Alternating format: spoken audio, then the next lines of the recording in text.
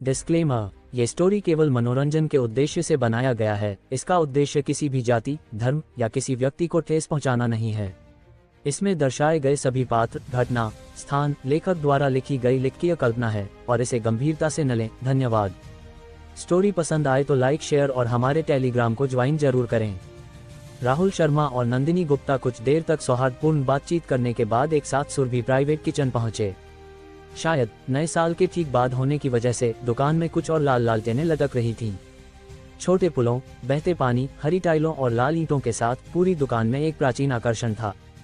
दोनों ने भोजन ऑर्डर किया और थोड़ी देर तक एक दूसरे से बातें की। तभी राहुल का फोन हल्का हिला। 12 बजे, लकी गिफ्ट्स दिखे। डिंग, बधाई, 2 रुपये प्राप्त। डिंग, बधाई, 1000 रुपये प्राप्त। ... डिंग, बधाई, फ्लाइंग ड्रैगन सिक्योरिटी कंपनी प्राप्त। डिंग, बधाई, 19,999 रुपये प्राप्त ... राहुल ने लकी गिफ्ट्स प्राप्त किए और इसके बाद एक विशिष्ट स्वादिष्ट व्यंजन परोसे गए। दोनों इस भोजन से बहुत संतुष्ट थे। फिर नंदिनी कंपनी में बाकी काम निपटाने लौट गईं और राहुल पनवेल विला की ओर बढ़ा। टिंग टिंग। जैसे ही राहुल विला में घुसा, उसकी जेब में फोन मधुर स्वर में बजा। क्या ये श्री राहुल हैं? फोन पर एक अपरिचित आवाज थी। हाँ, मैं हूँ, राहुल ने कहा। श्री राहुल, नमस्ते, मैं विजय मेहता हूँ, फ्लाइंग ड्रैगन सिक्योरिटी कंपनी का जनरल मैनेजर। आपका स्वागत है। आप कभी भी फ्लाइंग ड्रैगन कंपनी में काम की व्यवस्था और मार्गदर्शन के लिए आ सकते हैं, विजय मेहता ने सम्मानजनक स्वर में कहा। फ्लाइंग ड्रैगन सिक्योरिटी, क्या ये वही कंपनी नहीं जो उसे अभी लकी गिफ्ट से मिली थी? काम की व्यवस्था। राहुल की आंखें हल्की चमकी और बोला, क्या फ्लाइंग ड्रैगन के पास ट्रक हैं? हाँ, हमारे पास कई अलग अलग प्रकार के ट्रक हैं, विजय मेहता ने कहा। राहुल ने कहा, ठीक है, 2 ट्रक जयपुर शहर के पनवेल विला में भेज दो। तुम्हें स्थान पता है? पता है श्री राहुल, निश्चिंत रहें, हम सबसे कम समय में पनवेल विला पहुंच जाएंगे। विजय मेहता की आवाज शक्तिशाली और दृढ़ थी। राहुल ने फोन रखा और कई बड़े प्लास्टिक ड्रम खरीदे। फिर 5 करोड़ रुपए खर्च कर सिस्टम से 5000 लीटर ब्यूटी वाटर खरीदा और उन्हें प्लास्टिक ड्रमों में डाला। राहुल को ज्यादा इंतजार नहीं करना पड़ा। दूर से 2 ट्रक आते दिखे। राष्ट्रीय चेहरा वाला एक व्यक्ति ट्रक के को-पायलट से उतरकर तेजी से राहुल के पास आया और सम्मानजनक स्वर में बोला, नमस्ते श्री राहुल, मैं विजय मेहता हूँ, जिससे आपने अभी फोन पर बात की थी। श्री मेहता, नमस्ते, राहुल ने कहा। विजय मेहता ने जल्दी कहा, अरे यह नहीं चलेगा श्री राहुल, आप मुझे बस विजय बुला सकते हैं। विजय मेहता की उम्र शायद 40 के पार थी। विजय? राहुल सचमुच ऐसा नहीं बुला सकता था। मैं तुम्हें भाई विजय बुलाऊंगा, राहुल ने कहा। नहीं, ये तो और भी गलत है, विजय मेहता ने बार बार सिर हिलाया, डर और ईमानदारी से भरे हुए। आखिरकार राहुल ने सीधे नाम से बुलाने का फैसला किया, जिसे विजय मेहता ने स्वीकार किया।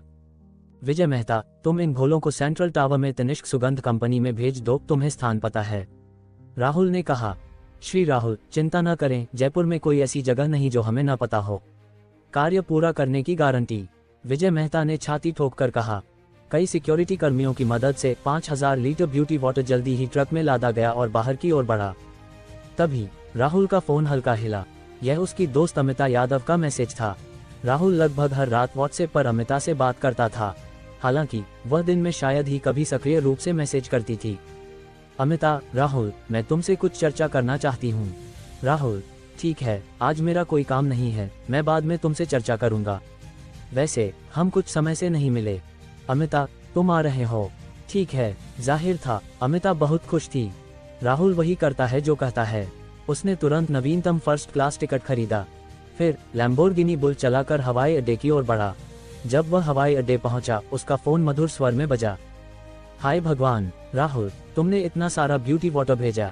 फोन कनेक्ट होते ही नंदिनी गुप्ता की उत्साहित आवाज गूंजी। राहुल ने कहा, क्या ये पर्याप्त हैं?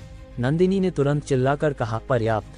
बहुत ज्यादा हैं। क्या तुम जानते हो, हमने अभी ब्यूटी वाटर का विश्लेषण किया और पाया कि इसमें दुनिया के सभी ब्यूटी उत्पादों से 1000 गुना ज्यादा जीवन शक्ति और सौंदर्य प्रभाव हैं। 1000 गुना ज्यादा? क्या तुम जानते हो, मेरा दिमाग, मुझे अपनी आंखों पर यकीन नहीं हो रहा। यानी अगर इन सारे ब्यूटी वाटर्स को 100 गुना पतला भी कर दें, तो भी इसका प्रभाव बाजार के ब्यूटी उत्पादों से कहीं ज्यादा होगा। हमारा ब्यूटी वाटर निश्चित रूप से तुरंत हिट होगा। नंदिनी जब बाद में बोली तो उनका स्वर बहुत ऊंचा हो गया और वे उत्साह में चिल्लाने को तैयार थीं। राहुल ने कहा, यह अच्छा है, जब ब्यूटी वाटर खत्म होने को हो मुझे बता देना, मैं फिर भेज दूंगा। दोनों ने कुछ और बातें की, फिर फोन रखा। फिर राहुल ने सीधे टिकट चेक किया और वीआईपी तोंगगांव से विमान में सवार हुआ। जयपुर से दिल्ली सिर्फ 1 घंटे से ज्यादा की दूरी पर है। राहुल फर्स्ट क्लास केबिन की विशाल सीट पर लेटा, बहुत आराम से सोया और सीधे गंतव्य पर पहुंच गया। हवाई अड्डे से निकलने के बाद उसने लापरवाही से एक टैक्सी बुलाई। जब राहुल मॉडर्न यूनिवर्सिटी पहुंचा तो दोपहर के 4 बजे थे। चमकता सूरज अभी भी आसमान में लटका था, डूबने का कोई इरादा नहीं था। राहुल ने फोन निकाला और अमिता यादव को मैसेज भेजा। हालांकि अमिता शायद व्यस्त थी और उसने फोन पर ध्यान नहीं दिया, इसलिए उसने तुरंत जवाब नहीं दिया। राहुल को इसकी ज्यादा परवाह नहीं थी। पिछली बार वह मॉडर्न यूनिवर्सिटी में अमिता का जन्मदिन मनाने आया था, लेकिन इस विश्वविद्यालय का भ्रमण नहीं किया था। आज मौका था। जयपुर विश्वविद्यालय की इमारतें ज्यादातर ऊंची और आधुनिक हैं, जो आधुनिकता का एहसास देती हैं। मॉडर्न यूनिवर्सिटी में समय के निशान हैं, जो मानवता और इतिहास का बोध कराते हैं। राहुल चलते चलते देखता गया। अनजाने में वह शिक्षण भवन तक पहुंच गया। कई छात्र एक साथ सामने के क्लासरूम की ओर भागे। ये देखकर राहुल को प्रिया गुप्ता की कक्षा की याद आई। क्या मॉडर्न यूनिवर्सिटी के इस क्लासरूम में भी प्रिया जैसी सुंदर शिक्षिका होगी? और आज तो वीकेंड है न, फिर कक्षाएं क्यों? राहुल उत्सुकता के साथ क्लासरूम में घुसा और कोने में बची कुछ सीटों में से एक पर बैठ गया। डिंग, एक मधुर घंटी के बाद पूरा क्लासरूम तुरंत शांत हो गया। राहुल और कई छात्रों की अपेक्षा में एक छोटे बालों वाली लगभग 40 वर्षीय महिला प्रोफेसर पाठ्य पुस्तक लिए धीरे धीरे अंदर आई। राहुल के चेहरे पर संदेह का भाव उभरा। ये सुंदर शिक्षिका क्यों नहीं है? तो फिर सब इतने सक्रिय क्यों हैं? हालांकि अब आ ही गया था तो ठीक था। वैसे भी राहुल को अब कहीं और जाने की जगह नहीं पता थी, इसलिए वह क्लासरूम में स्थिरता से बैठा रहा। स्वाभाविक रूप से महिला प्रोफेसर ने राहुल को नजरअंदाज किया और अपनी कक्षा शुरू की। पता चला कि यह महिला प्रोफेसर अर्थशास्त्र की शिक्षिका थीं। उनकी आवाज स्पष्ट, मधुर और बहुत सुंदर थी, बिल्कुल 40 की उम्र वाली नहीं लगती थी। महिला प्रोफेसर को व्याख्यान में तथ्यों को जोड़ना पसंद था और वे तार्किक थीं, जो ज्यादा आकर्षक था। राहुल इसे बमुश्किल सुन सकता था, लेकिन जल्दी ही राहुल की भवें सिकुड़ गईं, क्योंकि उस समय महिला प्रोफेसर गणितीय सूत्रों का उपयोग कर आर्थिक परिवर्तनों की व्याख्या कर रही थीं। राहुल को अर्थशास्त्र के बारे में ज्यादा नहीं पता था, हालांकि गणितीय संचालन में वह निश्चित रूप से महान विशेषज्ञ था। वह आसानी से बता सकता था कि महिला प्रोफेसर का सूत्र गलत था। राहुल को गलत गणना की व्याख्या सुनना ऐसा था जैसे खाने में कंकड़ मिल जाए। आखिरकार राहुल खड़ा हुआ और बोला, मैम, आपकी गणना गलत है। इन शब्दों के साथ पूरा क्लासरूम अचानक शांत हो गया।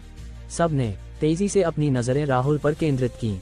जानकारी के लिए, मंच पर खड़ी मॉडर्न यूनिवर्सिटी की एक बहुत प्रतिष्ठित अर्थशास्त्र प्रोफेसर थीं। वह पूरे भारत में एक स्थान रखती थीं। क्या उन्होंने गलत सूत्र का उपयोग किया? क्या मजाक है? महिला प्रोफेसर नाराज नहीं हुई और पूछा, आपको कौन सा सूत्र गलत लगता है? सब, राहुल ने सीधे कहा। इस बार महिला प्रोफेसर शांत नहीं रहीं। थोड़ी देर बाद उन्होंने कुछ मजाकिया लहजे में कहा, तो बताइए, आप इसे कैसे गणना करेंगे? चूंकि उसने खड़े होकर सुधार करने का फैसला किया था, राहुल पीछे नहीं हटा। वह सीधे मंच पर गया, लेखन पेन उठाया और महिला प्रोफेसर द्वारा दिए गए मूल डेटा के आधार पर तेजी से सूत्र लिखा। AD equals D Q D P P Q equals G B C G C G O G. टक टक टक। अचानक पूरे क्लासरूम में तेज खटखट की आवाज गूंजी, जैसे कोई जोरदार ड्रम बीट जो लोगों के दिलों पर चोट करता। शुरुआत में महिला प्रोफेसर आराम और उदासीन थीं, क्योंकि उन्हें अपने लिखे गणनाओं पर बहुत भरोसा था। हालांकि छात्रों की खोज की भावना को नष्ट न करने के सिद्धांत के तहत उन्होंने राहुल को ब्लैकबोर्ड पर नए सूत्र लिखने दिए। लेकिन जैसे जैसे समय बीता, महिला प्रोफेसर के शांत चेहरे पर हल्का अजीब रंग उभरा। फिर ये गंभीर हो गया। आखिरकार यह उत्साह में बदल गया, क्योंकि राहुल की गणनाएं बहुत थीं। थोड़ी देर बाद ब्लैकबोर्ड पर बची कुछ खाली जगहें भी भर गईं। महिला प्रोफेसर ने जरा भी हिचकिचाहट नहीं दिखाए। सबसे मेहनती सहायक की तरह उन्होंने अपने लिखे सारे गणनाओं को जल्दी मिटा दिया। तो राहुल ने फिर से गणना जारी रखी। TC इक्वल्स TFC जोड़ TVC, FVC equals TVC Q dot dot dot. धीरे धीरे पूरा ब्लैकबोर्ड लगभग राहुल ने भर दिया। हालांकि उसने रुकने का कोई इरादा नहीं दिखाया। रुकना नहीं, न सिर्फ रुका नहीं, राहुल और तेजी से लिखने लगा। इसके अलावा लिखा हुआ सूत्र अब सिर्फ महिला प्रोफेसर के ब्लैकबोर्ड पर लिखे सूत्रों तक सीमित नहीं था, बल्कि उसने और ज्यादा जटिल विस्तार, विश्लेषण और निगमन किया। यहाँ तक कि यह एक सारांश था। ये देखकर महिला प्रोफेसर की धड़कनें तेज हो गईं। पहली पंक्ति में बैठे छात्रों से उन्होंने कहा, ऑफिस में जाओ और कुछ नहीं, 10 छोटे ब्लैकबोर्ड लाओ, जल्दी। महिला प्रोफेसर का स्वर उत्सुकता से भरा था, क्योंकि उन्हें समझ था कि गणना करते समय कई लोग एक प्रेरणा की सांस पर निर्भर करते हैं। अगर यह सांस जारी रही तो गणना अंत में सफल हो सकती है, लेकिन अगर यह टूट गई तो शायद फिर सफल होना मुश्किल होगा। और राहुल जो अब लिख और सारांशित कर रहा था, अगर यह सफल हुआ तो यह निश्चित रूप से पूरे अर्थशास्त्र जगत में सनसनी मचाएगा। इसे सोचकर ही महिला प्रोफेसर की धड़कनें फिर तेज हो गईं।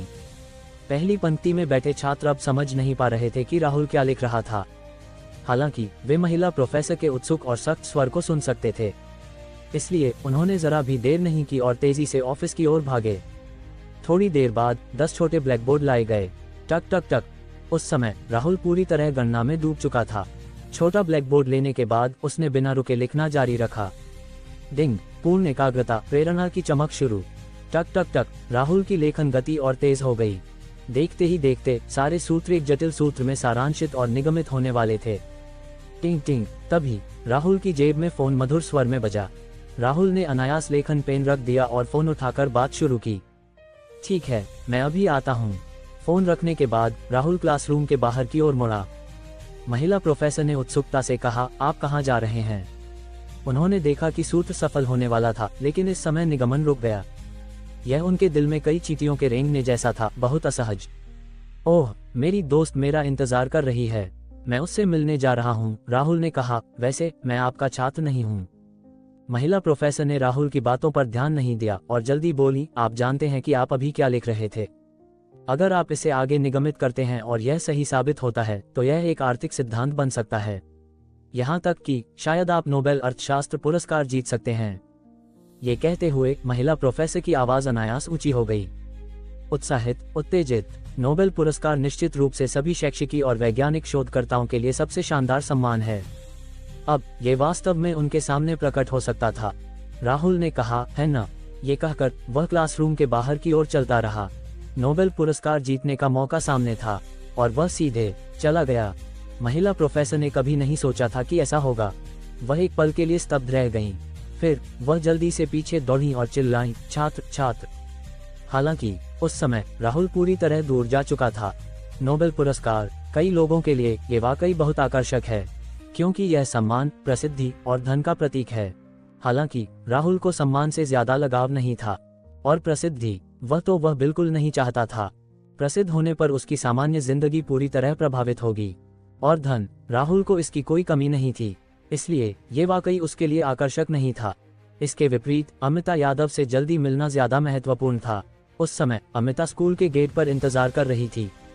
आज की अमिता ने सफेद लेस की ड्रेस पहनी थी, जिसमें उनकी सही आकृति और गोरी त्वचा थी। सूर्यास्त की किरणों में वह पूरी तरह चमक रही थी, जैसे धरती पर उतरी एक अप्सरा, बेहद सुंदर। गुजरने वाला हर व्यक्ति, चाहे पुरुष हो या महिला, अनायास उनकी ओर देखता। महिलाएं जलन महसूस करती थीं, लेकिन पुरुषों के लिए यह एक लालसा थी। जब राहुल दूर से आता दिखा तो अमिता का सुंदर चेहरा वसंत की हवा की तरह खिल उठा। फिर अमिता ने सीधे राहुल की बाहों में अपने आप को छोड़ दिया। ये छलांग जैसे एक भारी हथौड़े की चोट पास से गुजरने वाले लड़कों के सीने पर पड़ी। टूट टूट। उनके दिमाग में जैसे दर्पण टूटने की आवाज गूंजी। एक दिन न मिलने से जैसे 3 साल बीत जाते हैं। राहुल शर्मा और अमिता यादव 1-2 महीने से नहीं मिले थे, जिससे वे ऐसे दोस्तों जैसे लग रहे थे जो कई सालों बाद आखिरकार मिले हों। दोनों ने लंबे समय तक एक दूसरे को गले लगाए रखा, अलग होने का मन ही नहीं था। गुरलू। तभी अमिता का पेट हल्की आवाज करने लगा। उनके गाल अनायास लाल हो गए, सूर्यास्त की किरणों में जैसे पारदर्शी रक्तमणि, बहुत सुंदर। राहुल ने हंसकर कहा, भूख लगी है, चलो पहले कुछ खाते हैं। अमिता ने सिर हिलाया। दिल्ली बंद के किनारे स्थित जेई रेस्तरां दिल्ली के सबसे शानदार पश्चिमी रेस्तराओं में से एक है। वातावरण शांत और सुंदर है, सजावट शानदार और भारी भरकम है। डाइनिंग रूम में बैठकर नजर उठाने पर बंद का पूरा दृश्य दिखता है। खाना चखते हुए दृश्यों का आनंद लेना, साथ में सुंदर और शानदार माहौल, ये सब मिलकर परम आनंद देता है। राहुल और अमिता एक दूसरे के सामने बैठे, उनके चेहरों पर मधुर मुस्कान थी। जेई रेस्तरां में हल्के संगीत की धुन के साथ शीर्ष गुणवत्ता का पैन फ्राइड फोई ग्रास, शीर्ष घोंघे, ब्लैक ट्रफल्स, उच्च ग्रेड ब्लैक कैवियार, कई स्वादिष्ट व्यंजन एक के बाद एक परोसे गए। राहुल ने लफीट 1982 को हाई हील ग्लास में डाला, फिर अमिता के साथ ग्लास उठाया और हल्के से टकराया। शराब गले से उतरी, स्वादिष्ट भोजन और दोस्त की संगति। सब कुछ इतना सुंदर था। योजक चिन्ह, योजक चिन्ह, योजक चिन्ह। शांगरीला होटल, प्रेसिडेंशियल स्वीट। शायद शराब पीने की वजह से अमिता ने सिर झुकाए रखा, उनका सुंदर चेहरा हमेशा लाल रहा। राहुल ने उनकी शर्मीली हालत देखी, जैसे एक प्यारा सा खरगोश, और उसका दिल करुणा से भर गया। नींद आ रही है, जाओ नहा लो। शोर। अचानक शांगरीला में पानी की आवाज पूरी रात गूंजती रही। योजक चिन्ह, योजक चिन्ह, योजक चिन्ह। अगले दिन जब सूरज चमक रहा था, एक विशाल विमान दूर से उड़ता आया। अमिता ने धीरे से आंखें खोलीं। राहुल ने उनके मुलायम बालों को सहलाया और बोला, जाग गई। कल तुमने बहुत मेहनत की, कुछ खा लो, ताकत आएगी। अमिता ने कहा, और उनके गोरे सुंदर चेहरे पर लालिमा उभर आई, जैसे कल रात की लफीट ने उन्हें थोड़ा ऊपर चढ़ा दिया हो। थोड़ा धोने के बाद अमिता ने समुद्री भोजन नूडल्स का एक बड़ा कटोरा खाया और एक कप सोया दूध पिया। उनके चेहरे पर संतुष्टि की हल्की मुस्कान थी। खाने के बाद उन्होंने आदतन फोन निकाला और कुछ देर तक मैसेज स्क्रॉल किए। अमिता ने अचानक देखा कि उनके गाइड ने कल ग्रुप में बहुत सारी खबरें भेजी थीं। कुसुम शर्मा, दोस्तों, क्या तुम जानते हो, अभी हमारे अर्थशास्त्र में हमारी यूनिवर्सिटी में एक सिद्धांत सूत्र बनने वाला था। तुम्हें समझना चाहिए कि इसका क्या मतलब है। कुसुम शर्मा, इसका मतलब है कि हमारी यूनिवर्सिटी में शायद नोबेल अर्थशास्त्र पुरस्कार विजेता निकल सकता है। कुसुम शर्मा, मैंने कभी ऐसा लड़का नहीं देखा जिसके पास गणित की इतनी प्रतिभा हो। कुसुम शर्मा, हालांकि उस लड़के ने अपनी दोस्त के फोन कॉल की वजह से निगमन छोड़ दिया। कुसुम शर्मा, ये सचमुच मुझे गुस्सा दिलाता है। कोई आश्चर्य नहीं कि इतने लोग कहते हैं कि दोस्त देश और लोगों को नुकसान पहुंचाते हैं। यह एक जीवंत उदाहरण है। दोस्तों, सतर्क रहो। ... अमिता ने ये देखा और हैरान होकर बोली, अपनी दोस्त के फोन कॉल की वजह से उसने आर्थिक सिद्धांत सूत्र का निगमन छोड़ दिया। वह ऐसा कैसे कर सकता है। राहुल ने ये सुना तो अचानक उसे यह वाक्य कुछ परिचित लगा। वह अनायास अमिता के फोन स्क्रीन पर झुका। अमिता ने जारी रखा, उसकी दोस्त वाकई देश और लोगों के लिए आपदा है। अमिता अर्थशास्त्र में स्नातकोत्तर छात्रा थी और कुसुम शर्मा की शिष्या थी, जिनसे वह बहुत प्रभावित थी। वह आर्थिक सिद्धांत सूत्रों के महत्व को अच्छी तरह समझती थी। अगर सिद्धांत और सूत्र हैं तो कई समस्याएं आसानी से हल हो सकती हैं। और नोबेल पुरस्कार सर्वोच्च सम्मान का प्रतीक है। खांसी खांसी। राहुल ने जोर से खांसा। देश और लोगों के लिए आपदा। राहुल सोच रहा था कि क्या उसे अमिता को बताना चाहिए कि ये देश और लोगों के लिए आपदा वाली दोस्त वह खुद है। पता नहीं उसका चेहरा कैसा होगा। अमिता ने राहुल की पीठ थपथपाई और बोली, राहुल, तुम ठीक हो। नहीं, ठीक हूँ, राहुल ने हाथ हिलाकर कहा। थोड़ा रुककर उसने कहा, वैसे तुमने कल कहा था तुम मुझसे क्या चर्चा करना चाहती थी। इसका जिक्र आते ही अमिता ने कमर सीधी की और बोली, ऐसा है, मूल रूप से मैं स्नातक होने के बाद जयपुर वापस जाना चाहती थी। इस तरह मैं हमेशा तुम्हारे साथ रह सकती। लेकिन कुछ दिन पहले मेरी 2 सीनियर दीदियों ने मुझे दिल्ली में एक निवेश कंपनी शुरू करने के लिए आमंत्रित किया और मेरी गाइड ने भी इस मामले का समर्थन किया। तो मैं तुम्हारी राय जानना चाहती थी। अमिता कोई सजावटी वस्तु नहीं थी, उसे निरंतर संघर्ष करना पसंद था। ये बात इससे साफ थी कि वह आज अर्थशास्त्र में स्नातकोत्तर तक पढ़ाई करती रही। राहुल ने कहा, जयपुर दिल्ली से ज्यादा दूर नहीं है। अगर मैं तुमसे मिलना चाहूँ तो कल की तरह कभी भी आ सकता हूँ। तुम वह करो जो तुम करना चाहती हो। अमिता ने सीधे राहुल की बाहों में अपने आप को छोड़ दिया और बोली, राहुल, धन्यवाद। मूर्ख, तुम्हारे करियर का समर्थन करना मेरा कर्तव्य है। राहुल ने हंसकर कहा, वैसे तुम कंपनी कहाँ शुरू करने जा रही हो। अमिता ने कहा, मेरी 2 सीनियर दीदियों ने आज आसपास का निरीक्षण करने का समय तय किया है, उसके बाद ही पक्का होगा। राहुल ने सिर हिलाया और बोला, ठीक है, तो मैं तुम्हारे साथ चलकर देखता हूँ। हम, अमिता ने खुशी से कहा। फिर राहुल और अमिता स्टारबक्स कॉफी शॉप पहुंचे। अक्सर कहा जाता है कि चीजें एक साथ इकट्ठा होती हैं और लोग समूहों में बढ़ते हैं। ये बहुत सही है। उस समय 2 महिलाएं, जिनके चेहरे सुंदर और शरीर भरे हुए थे, सफेद शर्ट में कॉफी पकड़े दस्तावेज देख रही थीं। वे अमिता की 2 सीनियर दीदियां थीं। हालांकि इन दोनों का शरीर और चेहरा अमिता से कुछ कम था, लेकिन चेहरों का आकर्षण निश्चित रूप से 85 अंक या उससे ज्यादा था। यह शायद बड़ी सुंदरता न हो, लेकिन बहुत दुर्लभ थी। अमिता, तुम आ गई। नाश्ता किया। दोनों ने एक दूसरे का अभिवादन किया। अमिता ने कहा, मैंने नाश्ता कर लिया। यह मेरा दोस्त राहुल शर्मा है। फिर बाएं से दाएं उन्होंने परिचय दिया, ये दीदी लू और दीदी फन। राहुल ने कहा, नमस्ते। दीदी लू ने मजाक में कहा, राहुल, तुम्हारी काबिलियत काफी अच्छी है। तुमने अमिता जैसी शानदार लड़की को दोस्त बनाया। यह मुख्य रूप से मेरे सुंदर चेहरे की वजह से है, राहुल ने कहा। हाँ, दीदी लू लगभग हंस पड़ी। चेहरा सुंदर है लेकिन बहुत बेशर्म भी। पास की दीदी फन ने कभी टोका नहीं। वह कुछ देर तक अपने हाथ में दस्तावेज पलटती रही और बोली, चलो समय निकालकर पास के ऑफिस भवनों को देखते हैं, फिर चर्चा करते हैं कि कहाँ किराए पर लेना है। दीदी लू और अमिता ने सिर हिलाया। आखिर यह आज बाहर जाने का उनका मकसद था। बेशक राहुल को छोड़कर वह अमिता के साथ घूमने आया था। जब वे एक और ऑफिस भवन से बाहर आए तो कुछ लोग पास की पे दुकान में बैठ गए। दीदी फन ने ढेर सारी सामग्री निकाली, कुछ लिखा और विश्लेषण किया। नर्सिंग ऑफिस बिल्डिंग और शिनमेई बिल्डिंग की लोकेशन काफी खराब है, इन्हें अलग रख दो। तियानपू बिल्डिंग की लोकेशन अच्छी है लेकिन वहाँ छोटा क्षेत्र नहीं है, हम इसका इस्तेमाल नहीं कर सकते। ट्रायम्फ बिल्डिंग थोड़ी पुरानी है, ग्लोरियस होटल भी काफी पुराना है। ... पास की दीदी लू ने लगातार पास होने वाले ऑफिस भवनों को देखा और आह भरी, अगर हमारे पास पैसे होते तो सामने ग्लोबल फाइनेंशियल बिल्डिंग में सीधे निवेश कंपनी खोलना सबसे अच्छा होता। लोकेशन और माहौल दोनों शीर्ष हैं, साथ ही हम अपनी ताकत भी दिखा सकते हैं। भविष्य में निवेश करने से निश्चित रूप से आधे प्रयास में दोगुना परिणाम मिलेगा। जब दीदी लू ने ग्लोबल फाइनेंशियल बिल्डिंग का जिक्र किया तो उनकी आंखें चमक उठी और उनका स्वर ऊंचा हो गया। राहुल ने कहा, ओह, तो सीधे ग्लोबल फाइनेंशियल बिल्डिंग में चलो। दीदी फन ने अपनी नाक के पुल पर चश्मा ठीक किया और बोली, इसके बारे में सोचना भी मत। वहाँ की कीमत दूसरी जगहों से कई गुना है। एक छोटा ऑफिस शायद सालाना लाखों रुपए का होगा। राहुल ने कहा, पहले देख तो लें। ये कहकर उसने अमिता का हाथ थामा और बाहर की ओर चला।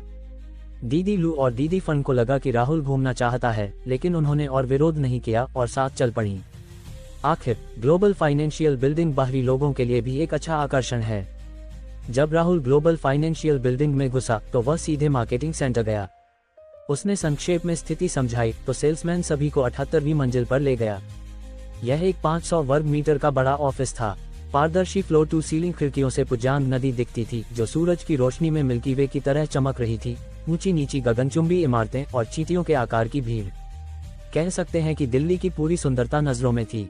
यहाँ अगर काम से थक जाए या कोई असंतोषजनक चीज हो तो दूर देखने से शायद सारी थकान और परेशानियां गायब हो जाएं, है न?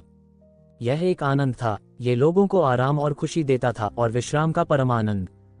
दीदी लू, दीदी फन और अमिता की आंखें दूर की सूरज की रोशनी से चमक रही थीं और उनके चेहरों पर लालसा थी। ये देखकर राहुल ने पास के सेल्समैन से कहा, हम ये ऑफिस खरीदते हैं। हो, सेल्समैन एक पल के लिए हक्का बक्का रह गया। दीदी लू और दीदी फन को अभी समझ नहीं आया। अमिता राहुल को रोकना चाहती थी। सेल्समैन का जवाब न देखकर राहुल ने फिर कहा, क्यों, क्या इसे बेचा नहीं जा सकता? हाँ, बेचा जा सकता है। राहुल के दोबारा पुष्टि करने पर सेल्समैन ने प्रतिक्रिया दी। फिर उसने राहुल को ऊपर से नीचे तक सावधानी से देखा। यह उसका स्नोब्रीपन नहीं था, बल्कि ग्लोबल फाइनेंशियल बिल्डिंग की कीमत बहुत ज्यादा थी। यहाँ ऑफिस किराए पर लेना ही बहुत ताकत का सबूत माना जाता था। खरीदने की बात, वह तो बहुत मुश्किल थी।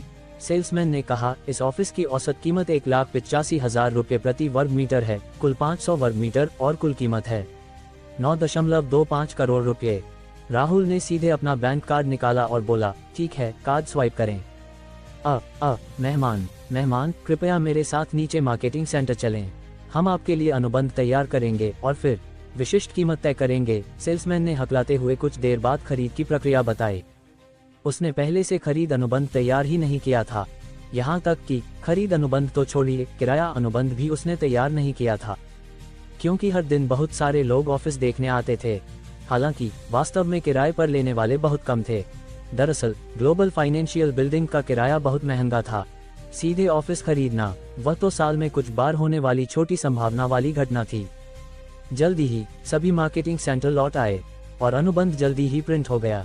राहुल ने हर पेज पर नजर डाली, अनुबंध को तेजी से पलटते हुए। सिर्फ 10 सेकंड में उसने अनुबंध के निचले दाएं कोने में अपने हस्ताक्षर कर दिए। इससे सेल्समैन कुछ देर के लिए हक्का बक्का रह गया। क्या उसे अनुबंध में समस्याओं का डर नहीं था? ये तो लगभग 100 करोड़ रुपए का लेन देन था। हालांकि उसे नहीं पता था कि राहुल के पास स्कैन करने की क्षमता थी और वह एक नज़र में इस पेज की सारी सामग्री पढ़ सकता था। यहाँ तक कि वह इसे शब्दशः दोहरा सकता था। डिंग! राहुल के बैंक कार्ड को पीओएस मशीन पर हल्के से स्वाइप करने के साथ बिल धीरे धीरे निकला और लेनदेन आधिकारिक रूप से सफल हो गया। पास की दीदी लू और दीदी फन ने राहुल के हाथ में अनुबंध देखा और वे अभी भी स्तब्ध थीं। यह क्या स्थिति थी? मैं कहाँ हूँ? मैं क्या कर रही हूँ? राहुल के ग्लोबल फाइनेंशियल सेंटर में घुसने से लेकर अनुबंध साइन करने और भुगतान करने तक कुल कितना समय? लिफ्ट लेने का समय जोड़ें तो शायद 10 मिनट से ज्यादा नहीं न 10 मिनट के अंदर लगभग 100 करोड़ रुपए का ऑफिस खरीद लिया। दीदी फन और दीदी लू को सब कुछ इतना अवास्तविक लगा जैसे वे सपने में हो। राहुल ने इतनी परवाह नहीं की। डिंग, क्या 10 गुना खर्च रिबेट कार्ड का उपयोग करें? हाँ। कुछ देर बाद राहुल का फोन हल्का हिला। भारतीय स्टेट बैंक द्वारा जमा 92.5 करोड़ रुपए, 9.25 करोड़ रुपए में ऑफिस खरीदा, फिर 92.5 करोड़ रुपए कमाए। अब तक राहुल के नकद भंडार 128.5 करोड़ रुपए तक पहुंच गए थे।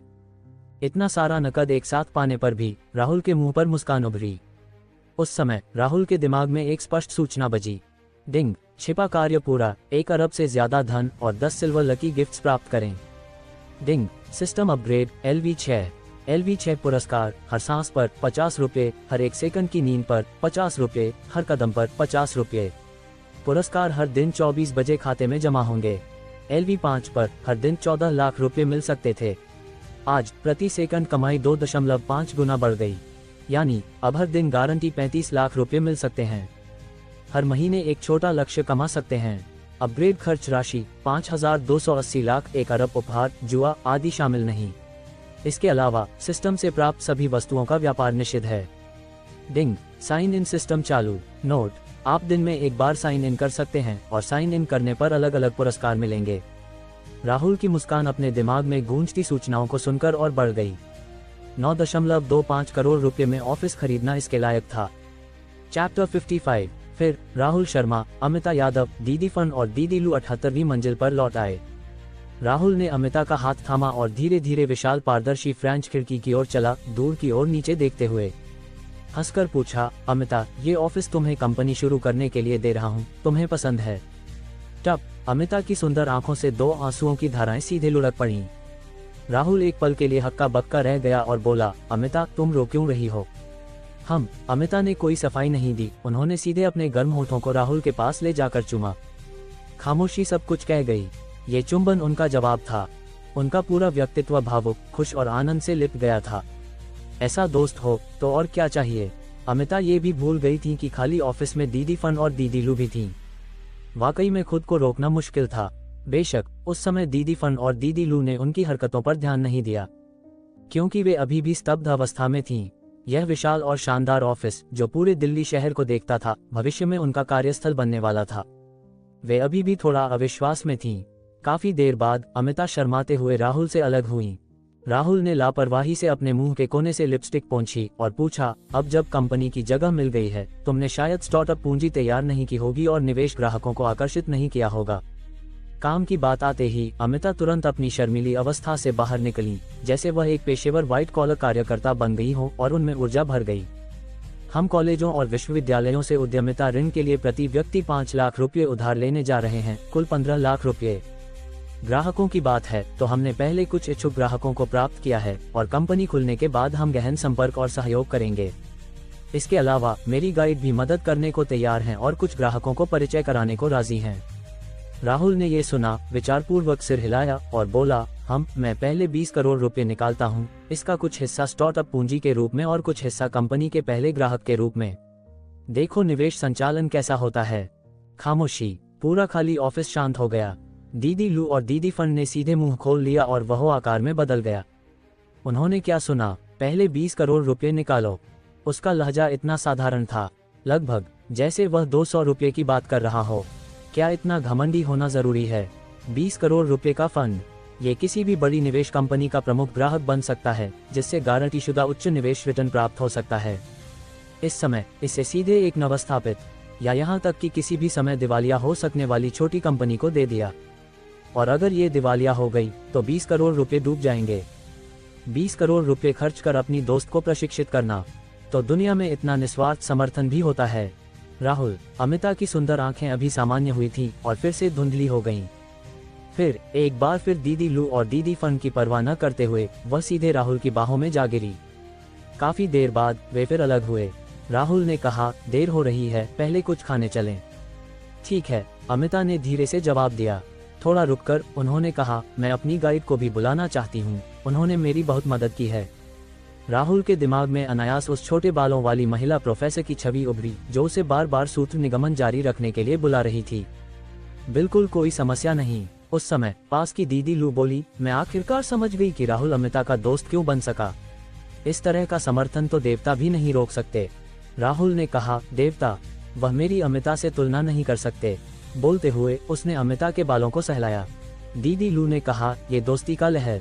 मुझे लगता है मुझे अब खाने की जरूरत नहीं। फिर उसने पूछा, वैसे राहुल तुम्हारा कोई बड़ा भाई या छोटा भाई है? एक छोटी बहन है, राहुल ने कहा।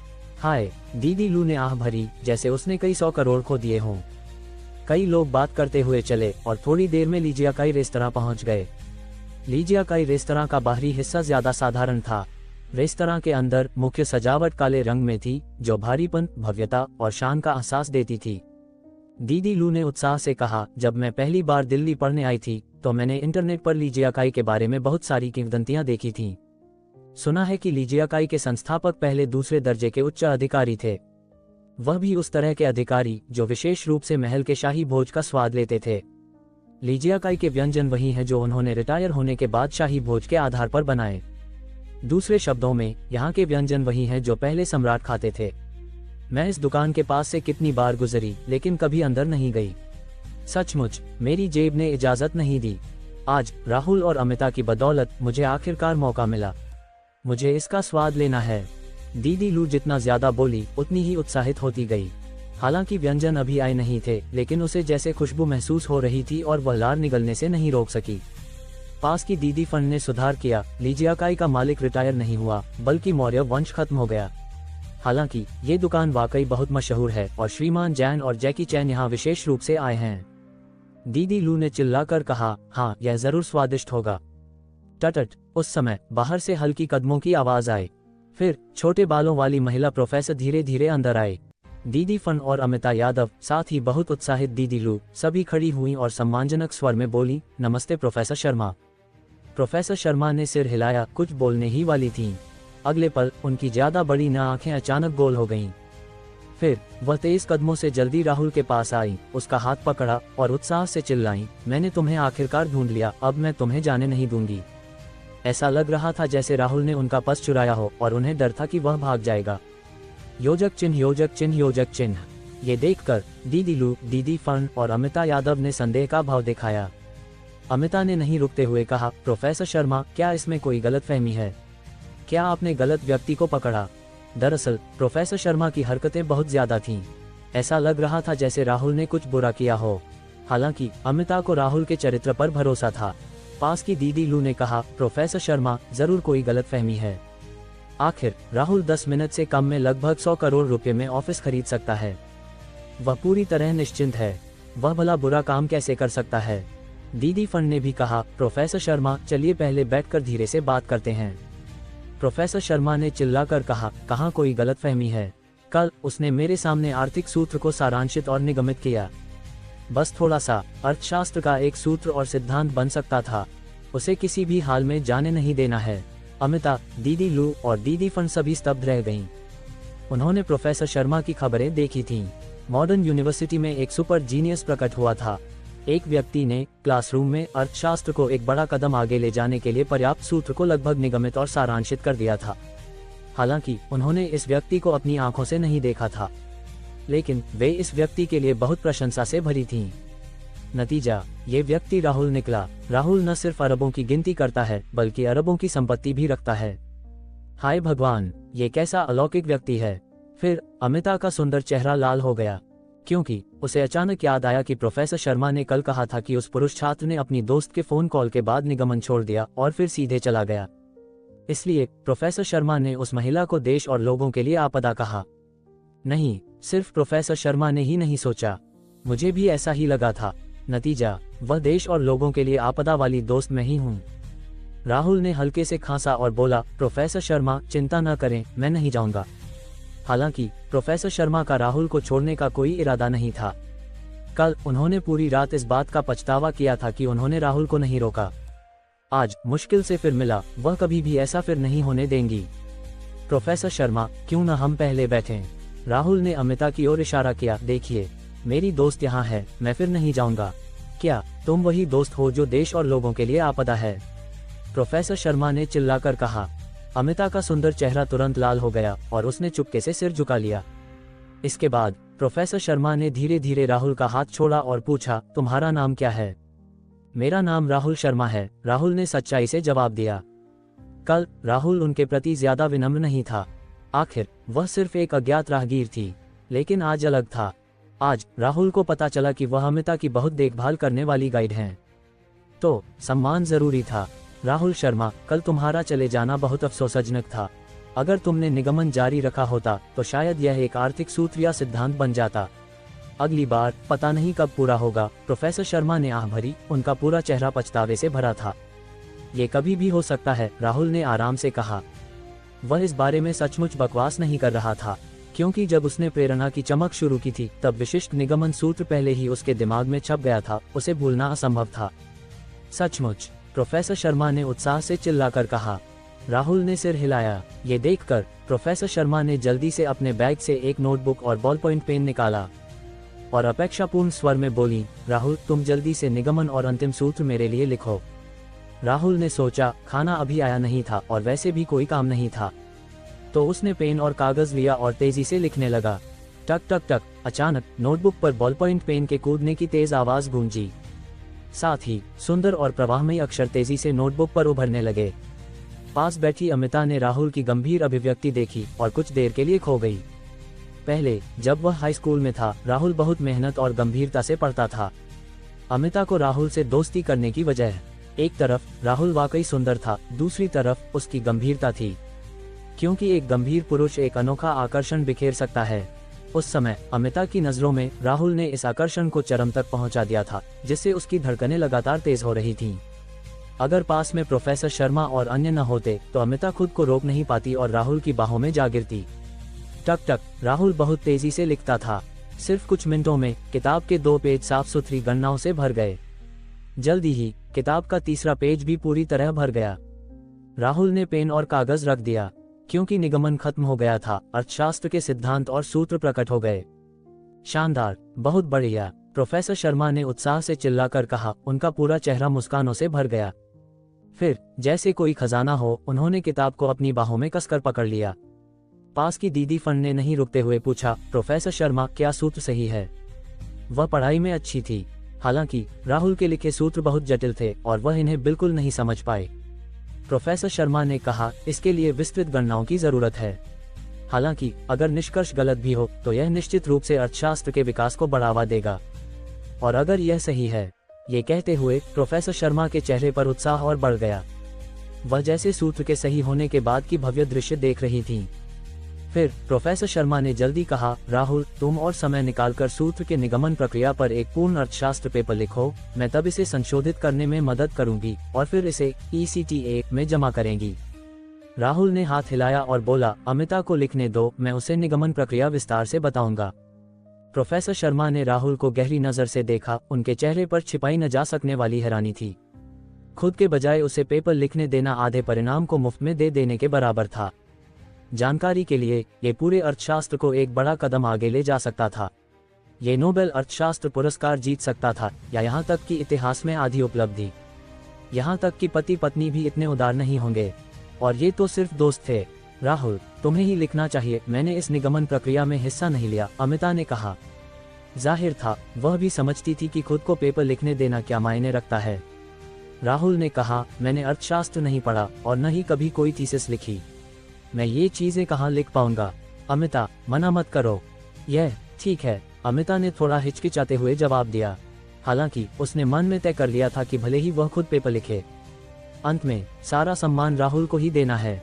उस समय स्वादिष्ट व्यंजन धीरे धीरे परोसे गए। झींगा और अजवाइन का दिल, phoenix dry chicken, amber peach, तला हुआ लाल फल, पीली ब्रेज्ड शार्क फिन, सफेद ब्रेज्ड अबालोन, सॉफ्ट फ्राइड ताज़ा शेलफिश, बर्डफिश एग चिकन सूप। हर व्यंजन का रंग चटकीला, आकार सुंदर और खुशबू फैलाने वाली थी। आज आर्थिक सूत्रों का सफलतापूर्वक निगमन हुआ था। सबके मूड अच्छे थे और भूख जोरदार थी। ये खाने का उम्दा समय था। सबने बहुत खुशी से खाया, यहाँ तक कि थोड़ी शराब पीने के बाद उनके चेहरे हल्के लाल हो गए। मूल रूप से राहुल शर्मा बिल चुकाने वाला था। हालांकि प्रोफेसर कुसुम शर्मा ने कहा कि उन्होंने आर्थिक सूत्रों के प्रकट होने का साक्षात्कार किया है और यह उनका आग्रह है। उनकी जिद देखकर राहुल ने हार मान ली, क्योंकि अगला दिन सोमवार था। इसके अलावा अमिता यादव का मामला पहले ही निपट चुका था, इसलिए राहुल दिल्ली में ज्यादा नहीं रुका। उसने दोपहर के लिए फर्स्ट क्लास टिकट खरीदा और जयपुर की ओर बढ़ा। दीदी फन ने दिल से तारीफ की, अमिता ने वाकई एक अच्छा दोस्त ढूंढा। दीदी लू ने कहा, सिर्फ अच्छा दोस्त, ये तो एकदम परफेक्ट पुरुष देवता है।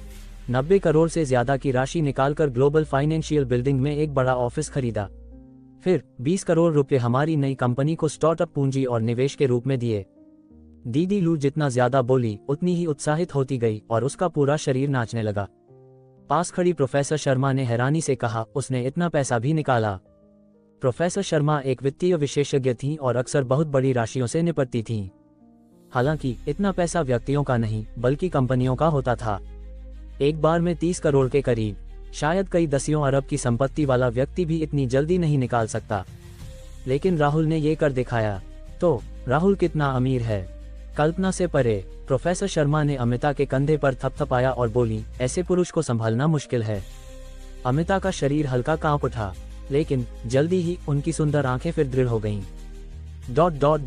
कल राहुल पूरी रात थका रहा था, तो जैसे ही वह फर्स्ट क्लास की विशाल सीट पर लेटा, वह जल्दी ही सो गया। जब राहुल ने आंखें खोली, वह जयपुर पहुंच चुका था। राहुल ने सीधे लैम्बोर्गिनी, जो कल पार्किंग लॉट में थी, चलाई और पनवेल विला की ओर बढ़ा। पनवेल विला के प्रवेश द्वार पर खड़े सिक्योरिटी गार्ड्स ने राहुल को देखते ही सीधे खड़े होकर सक्रिय रूप से नमस्ते किया। राहुल ने भी जवाब में नमस्ते किया और त्यानहू के पास वाले विला में घुस गया। फिर उसने अपना ध्यान सिस्टम पर केंद्रित किया। क्या आप साइन इन करना चाहते हैं? साइन इन, यह नई सिस्टम क्षमता थी जो आज 9.25 करोड़ रुपए में ग्लोबल फाइनेंशियल बिल्डिंग खरीदने के बाद प्राप्त हुई थी। राहुल इसे बहुत पहले आजमाना चाहता था। उस समय बिना किसी हिचकिचाहट के उसने सीधे कहा, साइन इन। डिंग, बधाई, आपको दिल्ली ग्लोबल फाइनेंशियल बिल्डिंग की पूरी संपत्ति प्राप्त हुई। ये देखकर राहुल एक पल के लिए हक्का बक्का रह गया। यह क्या स्थिति है? दूसरे शब्दों में, मैंने एक ऑफिस खरीदा और न सिर्फ 90 करोड़ रुपए कमाए, अब पूरी इमारत दे दी। ये ग्लोबल फाइनेंशियल बिल्डिंग है। एक ऑफिस की कीमत 10 करोड़ के करीब है, तो पूरी इमारत की कीमत कितनी होगी? 3000 करोड़, 5000 करोड़। राहुल के चेहरे पर अजीब रंग उभरे। ये दिल्ली की यात्रा वाकई शानदार थी। क्या आप 10 सिल्वर लकी गिफ्ट्स खोलना चाहेंगे? यह 1 अरब से ज्यादा धन होने पर छिपे कार्य को पूरा करने का पुरस्कार था। हाँ, डिंग, बधाई, आपको 10 लाख रुपए प्राप्त। डिंग, बधाई, आपको 3 लाख रुपए प्राप्त। डिंग, बधाई, आपको 5 लाख रुपए प्राप्त। डिंग, बधाई, आपको पाटेक फिलिप 5002p प्राप्त। डिंग, बधाई, आपको अरी ग्रुप के 5% शेयर प्राप्त। डिंग, बधाई, आपको 1 लाख रुपए प्राप्त। 10 सिल्वर लकी गिफ्ट्स के लिए राहुल को कुल 29 लाख रुपए, पाटेक फिलिप 5002p और अरी ग्रुप के 5% शेयर मिले। ये देखकर राहुल के चेहरे पर भी मुस्कान उभर आए। अरी ग्रुप, ये पेंगुइन के बराबर एक सुपर इंटरनेट कंपनी है जिसका बाजार मूल्य 5 ट्रिलियन के करीब है। 5% शेयर यानी लगभग 2500 अरब रुपए की कीमत। ये कितना भयानक आंकड़ा है। फिर राहुल ने फिर से फोन निकाला। क्या आप 9300 लकी गिफ्ट्स खोलना चाहेंगे? ये दिल्ली की यात्रा और हाल के समय में कुल 9.3 करोड़ रुपए की आय थी। 9300 लकी गिफ्ट्स, देखें तो क्या मिलता है, राहुल ने अपेक्षा से कहा। डिंग, बधाई, आपको 5 रुपए प्राप्त। डिंग, बधाई, आपको 1999 रुपए प्राप्त। डिंग, बधाई, आपको वसंत वृक्ष और शरद ऋतु ठंड चित्र प्राप्त। डिंग, बधाई, आपको 1000 रुपए प्राप्त। डिंग, बधाई, आपको 144 रुपए प्राप्त। डिंग, बधाई, आपको अगले 3 दिनों के लिए 100 स्टॉक ट्रेन कार्ड प्राप्त। डिंग, बधाई, आपको 5% स्टॉक प्राप्त। डिंग, बधाई, आपको 1 रुपए प्राप्त। डिंग, बधाई, आपको 19,999 रुपए प्राप्त। डिंग, बधाई, आपको MEGA 4 घड़ी प्राप्त। 9300 लकी गिफ्ट्स के लिए राहुल को कुल 25,21,151 रुपए मिले। इस छोटी राशि की उसे बिल्कुल परवाह नहीं थी। आखिर राहुल अब हर दिन 35 लाख रुपए कमा सकता था। अगले 3 दिनों के लिए 100 स्टॉक ट्रेन कार्ड उपयोग करने पर आप अगले 3 दिनों में 100 स्टॉक्स का ट्रेन चार्ट बेतरतीब ढंग से प्राप्त कर सकते हैं और एक शब्द में भविष्य तय कर सकते हैं और सर्वोच्च आकर्षण दिखा सकते हैं। नोट, स्टॉक खरीदते समय एकल स्टॉक की खरीद राशि स्टॉक के बाजार मूल्य के 1% से कम होनी चाहिए। क्या ये पैसे बढ़ाने का तेज तरीका नहीं है? राहुल ने इसे सीधे छोड़ दिया। 5% स्टॉक। यह एक विश्व प्रसिद्ध बैग और कपड़ों की लग्जरी कंपनी है जिसका बाजार मूल्य लगभग 500 अरब रुपये है। 5% स्टॉक यानी 250 अरब रुपये। ये बुरा नहीं है। जब राहुल ने पलकें उठाईं तो उसके सामने 2 फैशनेबल और आकर्षक घड़ियां थीं। जाहिर है यह अभी सिल्वर लकी गिफ्ट्स और साधारण लकी गिफ्ट से खुली MEGA 4 और पाटेक फिलिप 5002P थीं। दोनों घड़ियों के नीचे एक उत्कृष्ट कारीगरी वाला प्राचीन चित्र था। चित्र में वसंत पहाड़ हरे भरे थे और बहते झरने छींटे मार रहे थे। ये देखकर राहुल ने दोनों घड़ियों को एक तरफ फेंक दिया और फिर चित्र उठाकर ध्यान से उसकी प्रशंसा करने लगा। वह मदद नहीं कर सका और सिर हिलाकर बोला, क्या ये तुलसीदास का वसंत वृक्ष और शरद ऋतु ठंड चित्र है? वाकई अच्छा है। कोई आश्चर्य नहीं कि तुलसीदास उस समय कविता रच सका। अगर ये दृश्य कोई घड़ी प्रेमी देख लेता तो पता नहीं कितना दुखी होता। जानकारी के लिए, राहुल ने जो 2 घड़ियां फेंकी थीं वे थी पाटेक फिलिप 5002P और MEGA 4। पाटेक फिलिप 5002P एक अति जटिल कार्यात्मक घड़ी है जिसकी विश्व भर में 10 से ज्यादा सीमित इकाइयां नहीं हैं। प्रत्येक की कीमत 1.5 करोड़ रुपए से ऊपर है और MEGA 4 को दुनिया की सबसे जटिल घड़ी माना जाता है जिसकी कीमत भी 1.5 करोड़ रुपए से ज्यादा है। ये दोनों घड़ियां बिना बाजार मूल्य के खजाने हैं और इन्हें ऐसे ही फेंक दिया गया। अगर इनमें खरोंच आ गई तो यह निश्चित रूप से घड़ी उद्योग के लिए नुकसान होगा। अगले दिन जब सुबह की एक किरण धीरे धीरे उभरी, राहुल पनवेल विला के बड़े बिस्तर से उठा। टिंग टिंग, उसके फोन पर एक मधुर रिंगटोन बजी। राहुल ने कॉलर देखा। यह एक कुछ परिचित अज्ञात नंबर था। हेलो, नमस्ते श्री राहुल, मैं परिवहन कंपनी से हूँ। यहाँ आपका कुछ सामान है। क्या इसे अभी भी सागर सिटी भेजना है? फोन पर एक भारी आवाज आई। राहुल को तुरंत दूसरा पक्ष याद आ गया। कुछ दिन पहले यही वह था जिसने एक ट्रक भरकर LV बैग्स और कपड़े भेजे थे। राहुल ने कहा, इसे पनवेल विला भेज दो, तुम्हें जगह पता है? क्या ये त्यानहू झील के पास का पनवेल विला है? ड्राइवर ने पूछा। हाँ, राहुल ने कहा। ठीक है, कृपया थोड़ा इंतजार करें, मैं लगभग 15 मिनट में वहां पहुंच जाऊंगा, ड्राइवर ने कहा। राहुल को जल्दी नहीं थी। वह बाथरूम गया और थोड़ा धोया। जब वह लिविंग रूम में आराम करने आया तो फोन फिर बजा। श्री राहुल, हम पहुंच गए हैं, फोन पर ड्राइवर की आवाज आई। राहुल ने खिड़की से बाहर देखा। वाकई एक ऊंचा ट्रक दरवाजे पर रुका था। राहुल के बाहर निकलने पर ड्राइवर ने बहुत सम्मानजनक स्वर में कहा, नमस्ते श्री राहुल।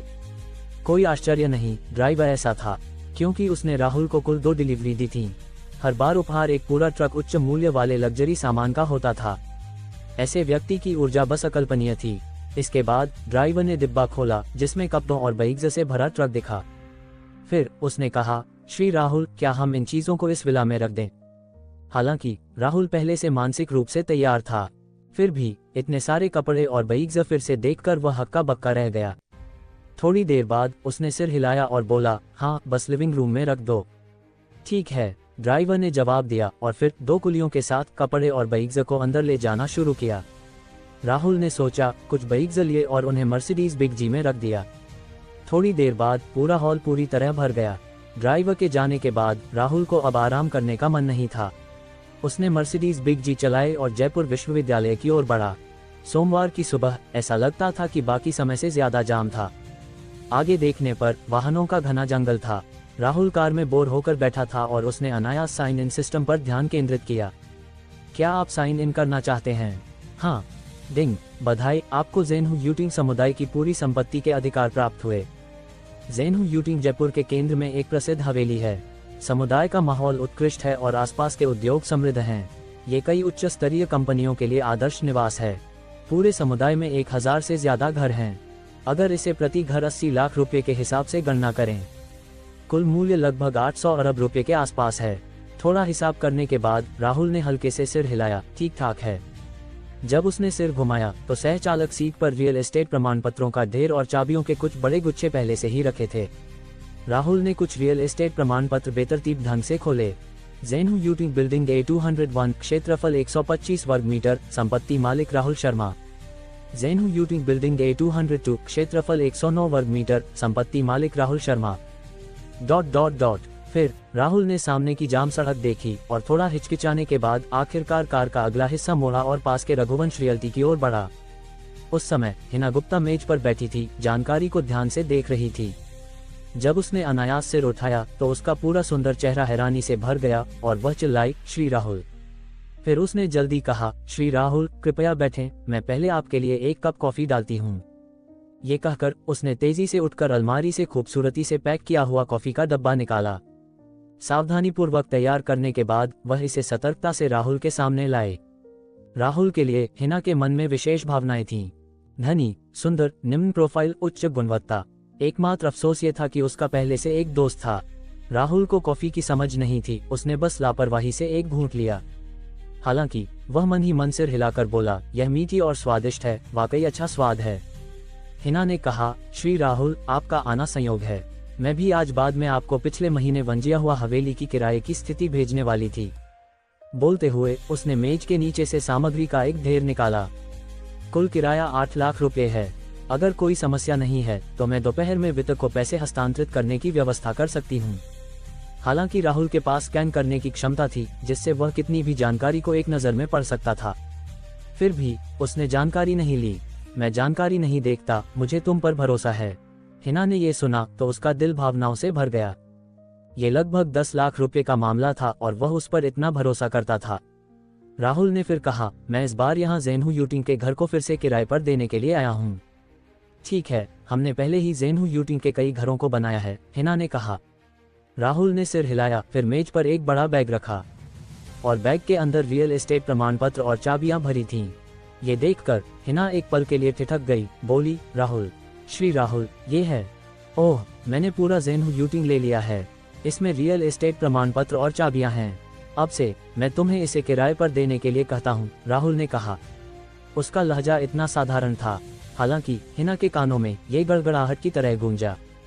पूरा ज़ेनहू यूटिंग ले लिया। वहाँ की औसत कीमत लगभग 40,000 रुपये प्रति वर्ग मीटर है। पूरे समुदाय को लेने के लिए कम से कम कई अरब रुपये चाहिए। इसे लेने के बाद मुझे किराए पर देने को कहा। यहाँ तक कि अगर हर साल 10 करोड़ रुपए का किराया इकट्ठा हो तो लागत वसूल करने में दशकों लगेंगे। ये बिल्कुल भी किफ़ायती नहीं है। तो उसने ऐसा क्यों किया? राहुल ने हिना के विचारों की परवाह नहीं की और सीधे पूछा, क्या हमें कमीशन अनुबंध साइन करना चाहिए? ठीक है, साइन करें, हिना ने कहा। प्रिंटर के चरमराने के बाद एक गर्म अनुबंध राहुल के हाथों में आ गया। राहुल ने लापरवाही से चारों ओर देखा और आखिरकार सीधे अपने हस्ताक्षर कर दिए। फिर राहुल ने 2 शानदार बैग्स निकाले और बोला, ये 2 बैग्स तुम्हारे लिए हैं। फिर उसने अपनी कलाई पर घड़ी देखी और कहा, देर हो रही है, मैं पहले जाता हूँ। ये कहकर वह मुड़ा और मर्सिडीज बिग जी में बैठा और फिर जयपुर विश्वविद्यालय की ओर बढ़ा। केवल हिना रह गई, जो स्थिर खड़ी मर्सिडीज बिग जी को दूर जाते हुए देख रही थी। उसके दिमाग में अनायास राहुल के साथ हुए छोटे छोटे पलों की यादें उभरने लगीं। राहुल ने विशेष रूप से उसे सितारा रेस्तरां में खाने के लिए आमंत्रित किया था, ताकि वह भोजन का स्वाद ले सके। राहुल ने पूरा ज़ेनहू यूटिंग उसे किराए पर देने को सौंपा, ताकि उसका काम सुचारू हो। राहुल ने 2 सीमित संस्करण बैग्स दिए, ताकि वह प्रसिद्ध ब्रांड का आनंद ले सके। भावनाएं, खुशी, आनंद, तरह तरह की भावनाएं उसके दिल में उमड़ने लगीं। उसकी धड़कनें तेज होने लगीं और उसके सुंदर चेहरे पर लालिमा उभर आई। उसी समय मर्सिडीज बिग जी चला रहे राहुल के दिमाग में एक स्पष्ट सूचना बजी। डिंग, आकर्षण आभा, अविस्मरणीय शुरू। उस समय ट्रैफिक लाइट का इंतजार कर रहे राहुल शर्मा के चेहरे पर अपने दिमाग में सुनी आवाज के बाद संदेह का भाव उभरा। अविस्मरणीय ट्रिगर हुआ। फिर उसने चारों ओर देखा, लेकिन उसे आसपास कोई भी उसे देखता हुआ नहीं मिला। तो यह क्या स्थिति थी? अचानक आकर्षण आभा ट्रिगर हो गई। राहुल ने सिर हिलाया और इस मामले को फिलहाल एक तरफ रख दिया। टिंग टिंग, उस समय सीट के पास रखा मोबाइल फोन मधुर रिंगटोन में बजा। राहुल ने लापरवाही से कार फोन का बटन दबाया। आप, नमस्ते श्री राहुल। फोन पर टूटी फूटी हिंदी बोली गई। राहुल ने कहा, नमस्ते। राहुल का जवाब सुनकर फोन पर व्यक्ति थोड़ा रुका। थोड़ी देर बाद उसने मुश्किल से शब्दों को जारी रखा, राहुल। श्री राहुल, मैं बोर्ड का चेयरमैन ओरम हूँ। श्री राहुल का शेयरधारक बनने का स्वागत है। पता नहीं श्री राहुल, आपको मेरा दिया हुआ उपहार पसंद आया। इस कॉल के लिए जब राहुल ने अपने बैग्स और कपड़े प्राप्त किए थे, वह मानसिक रूप से तैयार था। तो यह ज्यादा अप्रत्याशित नहीं था। आखिर एलवी के 5% शेयर हासिल करने के बाद उसके पास पहले से ऐसा अनुभव था। मुझे आपका उपहार पसंद आया, धन्यवाद, राहुल ने कहा। दूसरा पक्ष नेकनियती से उपहार दे रहा था, न्यूनतम शिष्टाचार तो बनता था। ओरम ने खुशी से कहा, श्री राहुल, आप बहुत विनम्र हैं। भविष्य में मैं और भेजूंगा। जाहिर था उसकी हिंदी वाकई औसत थी। फिर कुछ और मुश्किल बातचीत के बाद ओरम ने फोन रख दिया। उस समय राहुल आखिरकार जयपुर विश्वविद्यालय पहुंच गया। वह क्लासरूम में बैठा कभी अपने हंसते हुए सहपाठियों को देखता, कभी शिक्षक के व्याख्यान को सुनता, कभी सो जाता। राहुल को बेहद आराम और सुकून महसूस हो रहा था। दोपहर के खाने के समय राहुल को 12 बजे के लकी गिफ्ट से 32,102 रुपये मिले। पलक झपकते ही दिन का कोर्स खत्म हो गया। टिंग टिंग। उस पर राहुल की जेब में मोबाइल मधुर स्वर में बजा।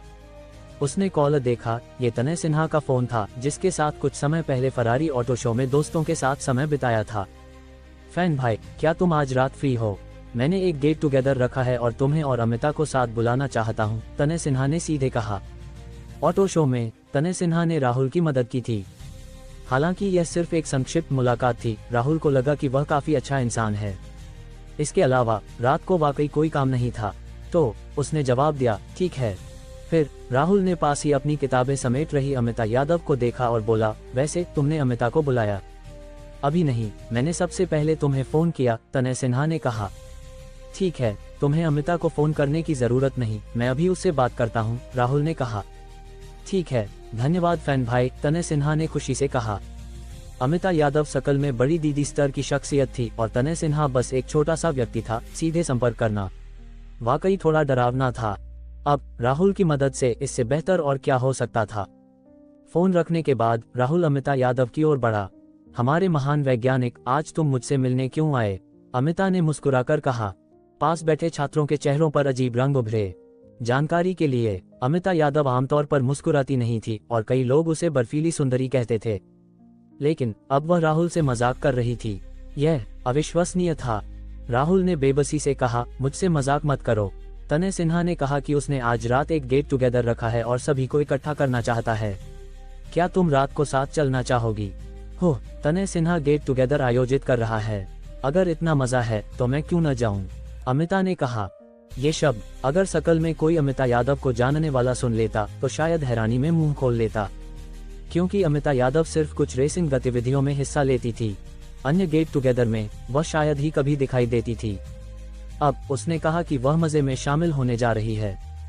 राहुल ने सिर हिलाया और बोला, तो चलो हम साथ चलते हैं। फिर दोनों कंधे से कंधा मिलाकर पार्किंग लॉट की ओर चले। अमिता ने पार्किंग लॉट में पगानी ह्यूरा, कोएनिग्सेग CCR और अन्य कारों को देखा। मजाक में कहा, ये तो तुम्हारा निजी पार्किंग लॉट बनने वाला है ना? जब से राहुल ने यहाँ स्पोर्ट्स कार पार्क की, तब से बहुत कम लोग पास में पार्क करते हैं, क्योंकि सभी को डर था कि गलती से राहुल की कार को छू लेंगे। उस समय शायद खुद को बेचकर भी भरपाई नहीं कर पाएंगे। राहुल ने फिर अपनी नाक छुई, पगानी ह्यूरा का गलविंग दरवाजा खोला और सीधे अंदर बैठ गया।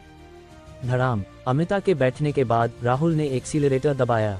फिर पूरी कार जैसे कोई जंगली जानवर आगे की ओर उड़ चली। ... उस समय ललित यादव अपने स्टडी रूम में बैठा था, एक मोटी अर्थशास्त्र की किताब पकड़े चुपचाप पढ़ रहा था और समय समय पर कुछ नोट्स ले रहा था। ज्यादातर लोग हमेशा सोचते हैं कि अमीर दूसरी पीढ़ी को हमेशा खाने पीने और मजे करने में समय बिताना चाहिए। वास्तव में ऐसा नहीं है। वे अक्सर आम लोगों से ज्यादा पढ़ते हैं और ज्यादा मेहनती होते हैं, क्योंकि उनमें से ज्यादातर बहुत मजबूत होते हैं और वे सिर्फ अपने बुजुर्गों के पारिवारिक व्यवसाय को विरासत में नहीं लेना चाहते, बल्कि अपने हाथों में इसे और बेहतर और विकसित करना चाहते हैं। टिंग टिंग। उस समय ललित यादव का मोबाइल गहरे स्वर में बजा। उसे पढ़ते समय बाधा डालना पसंद नहीं था, इसलिए उसने भवें सिकोड़ ली। ललित ने कॉल नोटिफिकेशन देखा, लेकिन फिर भी कॉल उठा लिया। सिन्हा, क्या बात है? तनय सिन्हा को जैसे ललित के स्वर में कुछ नाराजगी सुनाई दी, तो उसने सावधानी से कहा, यादव भाई, मैंने आज एक गेट टुगेदर रखा है और सभी को इकट्ठा करना चाहता हूँ। क्या आप बाद में फ्री होंगे? ललित ने ये सुना तो उसकी भवें और सिकुड़ गईं और बोला, मेरे पास रात को कुछ काम है। ठीक है, यादव भाई का काम जरूरी है तो मैं पहले फैन भाई और बाकियों के साथ जाता हूँ, तनय सिन्हा ने कहा। हो, फैन भाई? तुम किस फैन भाई की बात कर रहे हो? ललित ने जल्दी पूछा। तनय सिन्हा ने जवाब दिया, राहुल शर्मा, फैन भाई जो पिछले बार डोंगलाई पर्वत राजमार्ग पर हमारे साथ रेसिंग कर रहे थे। ललित ने ये सुना तो किताब सीधे मेज पर रख दी। फिर उसने पूछा, तुम लोग कहाँ मिलने जा रहे हो? 4 सीजन्स वर्ल्ड, तनय सिन्हा ने जल्दी कहा। ठीक है, मैं बाद में वहां आता हूं, ललित यादव ने कहा। फोन रखने के बाद तने सिन्हा ने मदद नहीं कर सका और बुदबुदाया, फैन भाई का रुतबा वाकई बड़ा है। यादव भाई ने सीधे अपना इरादा बदल दिया। इस मामले का अनुभव होने के बाद उसने फिर रवि मेहता को फोन किया। मेहता भाई, मैंने आज 4 सीजन्स वर्ल्ड में एक गेट टुगेदर रखा है, क्या तुम साथ आना चाहोगे? वैसे राहुल शर्मा, फैन भाई ने पहले ही आने को हाँ कह दिया है, तने सिन्हा ने कहा। फोन के अंदर रवि मेहता की जोशीली हंसी तुरंत गूंजी। अरे ये भी पूछने की बात है, क्या तुम्हें नहीं पता मुझे सबसे ज्यादा क्या पसंद है? चिंता मत करो, मैं जल्दी वहां पहुंचता हूं। तने सिन्हा ने खुशी से कहा, ठीक है तो मैं मेहता भाई का इंतजार करता हूं। 4 सीजन्स वर्ल्ड जयपुर का एक मशहूर बार है। उस समय 4 सीजन्स वर्ल्ड के सामने BMW, मर्सिडीज, ऑडी जैसी कई सामान्य लग्जरी कारें पार्क थीं। साथ ही पोर्श और मासेराटी जैसी कई उच्च स्तरीय लग्जरी कारें और फरारी और लैम्बोर्गिनी जैसी सुपर स्पोर्ट्स कारें भी पार्क थीं। कई आकर्षक सुंदरियां फरारी, लैम्बोर्गिनी और अन्य सुपर स्पोर्ट्स कारों के आसपास घूम रही थीं, जैसे शिकार की तलाश में जंगली जानवर। धड़ाम, दूर से एक दहाड़ की आवाज आने के बाद ये सुंदरियां जैसे अपने शिकार की आवाज सुनकर एक साथ आगे की ओर देखने लगीं। उन्होंने देखा, एक शानदार दिखने वाली पगानी ह्यूरा दूर से तेजी से आए। आखिरकार ये स्थिर रुक गई। सुंदरियों के दिल पगानी ह्यूरा की गड़गड़ाहट के साथ जैसे तालमेल में धड़कने लगे और वे आकर्षित होकर धीरे धीरे पास आने लगीं। हालांकि अगले पल वे सभी रुक गईं, क्योंकि पगानी ह्यूरा के अंदर से एक पुरुष और एक महिला उतरे। जाहिर है इसका मतलब था कि यह उनका शिकार नहीं था। अमिता यादव ने ये सब अपनी आंखों से देखा और मुस्कुराकर बोली, राहुल कैसा रहा? क्या तुम्हें मुझे साथ लाने का अफसोस हो रहा है? राहुल ने पूछा, अफसोस क्यों होगा? अगर तुम मुझे नहीं लाते तो इस समय तुम्हें कई सुंदरियों ने घेर लिया होता, अमिता ने कहा। तो तुम मेरी ढाल बन गई हो, राहुल ने हंसकर कहा। ढाल? अमिता मधुर हंसी हंसी। वह अक्सर यह शब्द सुनती थी, हालांकि पहली बार इसे अपने लिए इस्तेमाल किया गया था। उस समय 4 सीजन्स वर्ल्ड के गेट पर खड़ा तने सिन्हा तेजी से उनके पास आया। अमिता दीदी, फैन भाई, आप लोग आ गए? तने सिन्हा ने कहा। हाँ, बाकी लोग आए? अमिता ने सिर हिलाकर पूछा। मेहता भाई, कर्ण भाई, शर्मा भाई और बाकी लोग आ गए हैं, और यादव भाई और कुछ लोग बोले कि जल्दी आएंगे, तने सिन्हा ने कहा। तीनों बात करते हुए चलते गए। जब वे 4 सीजन्स वर्ल्ड में घुसे तो उनके कानों में गड़गड़ाती संगीत की आवाज, आंखों के सामने चमकती रोशनी और दूर डांस फ्लोर पर कई पुरुष और महिलाएं जोश में झूमते दिखे। कई लोग आगे बढ़े और एक बड़े डेक पर आए। उस समय रवि मेहता और अन्य लोग यहाँ विस्की पी रहे थे, समय समय पर संगीत के साथ शरीर हिलाते हुए। राहुल और अमिता को देखते ही वे एक एक करके खड़े हो गए। फैन भाई, फिर से मिले, मैं तो तुम्हें बहुत मिस कर रहा था, रवि मेहता ने खुशी से चिल्लाकर कहा। साथ ही बाहें फैलाकर वह राहुल को गले लगाने वाला था। हालांकि राहुल एक तरफ हट गया और बोला, मैं सिर्फ सुंदरियों को गले लगाता हूँ, तुम छोड़ो। ये कहकर राहुल ने अपनी बाह को हल्के से सहलाया। वह ऐसा लग रहा था जैसे वह रोंगटे स्मूथ कर रहा हो। ये देखकर सब हंस पड़े। उस समय ललित यादव और 2 मध्यम कद के पुरुष अंदर आए। राहुल और बाकियों को देखते ही उन्होंने कहा, सब इतनी जल्दी आ गए? तुम लोग बहुत धीमे हो, रवि मेहता ने कहा। ओह, तो जल्दी होना भी एक फायदा है, ललित यादव ने कहा। रवि मेहता ने भवें से कुढ़ी, जैसे वह फिर से जवाब देना चाहता हो। यादव परिवार और मेहता परिवार को कहा जा सकता है कि पुरानी दुश्मनी है।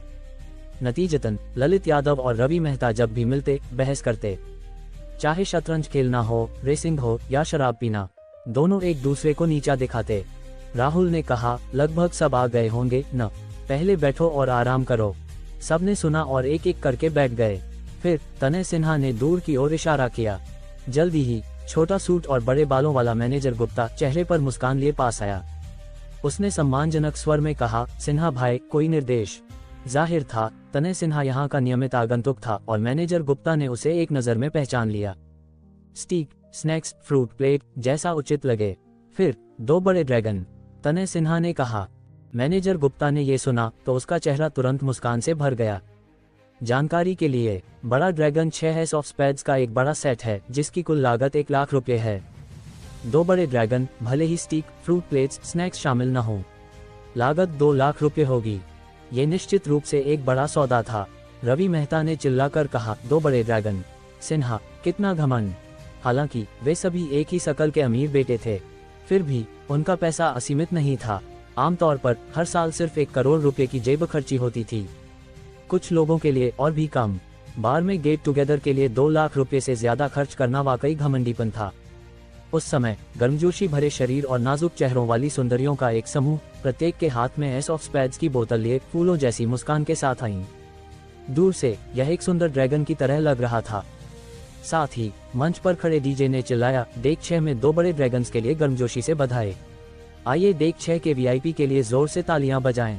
अचानक पूरा 4 सीजन्स वर्ल्ड तुरंत और उत्साहपूर्ण संगीत से गूंज उठा। सब चिल्लाए और जोर जोर से हिलने लगे। रवि मेहता ने एस ऑफ स्पेड्स की एक बोतल खोली और चिल्लाया, आओ सब साथ में पियो। ये कहना होगा कि बार बहुत प्रभावशाली जगह है। सब शराब पी रहे थे, संगीत सुन रहे थे, शरीर हिला रहे थे। उस पल ऐसा लग रहा था कि सबने अपनी परेशानियां और सब कुछ भूल लिया था। दिल में सिर्फ खुशी और उत्साह बाकी था। जब एक बोतल शराब खत्म हुई तो सब कूदते चिल्लाते थक गए और आखिरकार धीरे धीरे रुक गए। सब डेक पर बैठे एक दूसरे से बातें करने लगे और यह आरामदायक और सुकून भरा था। इस बार बहुत मजा आया। अगली बार हम फिर रेसिंग गेट टुगेदर करेंगे, रवि मेहता ने जोश में कहा। उसके सामने बैठे पतले कद के व्यक्ति, जिसका नाम कर्ण सक्सेना था, के चेहरे पर निराशा का भाव था। रवि मेहता ने चिल्लाकर कहा, कर्ण सक्सेना, क्या बात है? अभी तक सुपरकार खरीदने के लिए पैसे नहीं जमा किए? कर्ण सक्सेना ने बेबसी से सिर हिलाया। ये तर्क था कि एक साथ बैठने वाले लोग सभी एक ही स्तर के अमीर युवा मास्टर हैं। थोड़ा पैसा निकालकर सुपरकार खरीदना कोई समस्या नहीं होनी चाहिए। लेकिन कर्ण सक्सेना अलग था। वह कारों का बहुत शौकीन था। पहले वह बहुत रेसिंग करता था और अपनी सारी ऊर्जा कारों पर लगाता था। नतीजतन जब उसके पिता का जन्मदिन था, कर्ण सक्सेना कार खेलने में भूल गया। इससे बूढ़े व्यक्ति इतना नाराज हुआ कि उसने उसकी कार जब्त कर ली और उसकी जेब खर्ची में 90% कटौती कर दी। आजकल कर्ण सक्सेना के पास हर महीने सिर्फ 1 लाख रुपए खर्च करने को हैं, जिससे वह मुश्किल से अपनी जिंदगी चला पाता है। रवि मेहता ने अपना हाथ राहुल के कंधे पर रखा और बोला, अगर कार खरीदने के लिए पैसे चाहिए तो हमारे फैन भाई से पूछना होगा। फैन भाई, कोई अच्छा प्रोजेक्ट है क्या? तुम हमें कुछ पैसे कमाने के लिए ले चल सकते हो। आगे के एपिसोड सुनने के लिए सब्सक्राइब कीजिए हमारी चैनल द मिस्टर